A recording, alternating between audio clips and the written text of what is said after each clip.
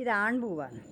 പെൺപൂവിന് തലയിൽ അതിൻ്റെ ഇതുണ്ടാവും, പിന്നെ മുടിയുണ്ടാവും, അതിൻ്റെ പിന്നെ കായ് ഉണ്ടാകുന്നത് അതടക്കാന്ന് പെൺപൂവ് വരിക. ഇത് ആൺപൂവിനൊന്നും ഉണ്ടാവില്ല. ഇതിൻ്റെ അകത്ത് പരാഗണം ചെയ്ത് കൊടുക്കാൻ ഒരു 2 കുമ്പളത്തിൻ്റെ മുടി ഉണ്ടായി, അത് പൊഴിഞ്ഞ് വീണ് പോയി. ഇനിയിപ്പോൾ ഇത് ചെയ്തിട്ടില്ലെങ്കിൽ പരാഗണം നടക്കാതെ കൊണ്ടാകുന്നത്. മറ്റ് ഈ ഈച്ച, തേനീച്ച, മറ്റേ അതെല്ലാം വണ്ട് അതെല്ലാം വന്നിരുന്നിട്ടാണ് പരാഗണം നടക്കുക. അതിപ്പോൾ ഇല്ലാത്തതുകൊണ്ട് ഈ പൂവിൽ വന്നിരുന്നു അതിൻ്റെ മേലെ ഇരിക്കുമ്പോൾ പരാഗണം നടക്കും.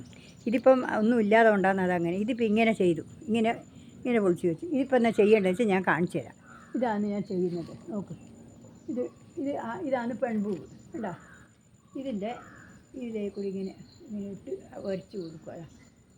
ഇതാണ് പെൺപൂവായിട്ട്. ഇതിങ്ങനെ ചെയ്ത് കൊടുത്താൽ ഇയാൾ നിൽക്കും. കേട്ടോ, ഇത് ഒറ്റ പോകാതെ ഉണ്ട്, വെച്ച് നമുക്ക് ഇങ്ങോട്ട് കിട്ടും. ഇത് ഒന്നും ഇല്ലാണ്ടിരിക്കുമ്പോൾ ഞാൻ അങ്ങനെ തന്നെയാണ് ചെയ്യൽ.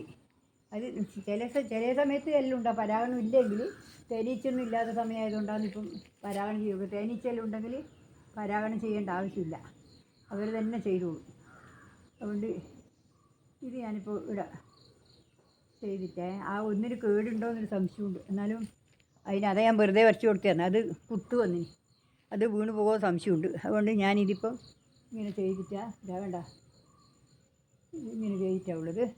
ഇതാണ് അതിൻ്റെ പൂപൊടിയെല്ലാം അതിന് വരച്ചു കൊടുത്തു, അതിനാക്കി കൊടുത്തു. ഇത് കണ്ട നിങ്ങൾ പരാഗണം ചെയ്തത് കണ്ട, മഞ്ഞ പൂവായിട്ട് ഇത് വേണ്ട, ഇത് വേണ്ട ശരിക്കും മഞ്ഞ കളർ വേണ്ട, അതിൻ്റെ പൊടി അതിൻ്റെ മേലെ ആയിട്ടുണ്ട്. ഇതിപ്പോൾ ഇന്നത്തെ വീഡിയോ ഇത്രയേ ഉള്ളൂ. ഇതെല്ലാവർക്കും ഇഷ്ടപ്പെട്ടിട്ടെന്ന് വിചാരിക്കുന്നു.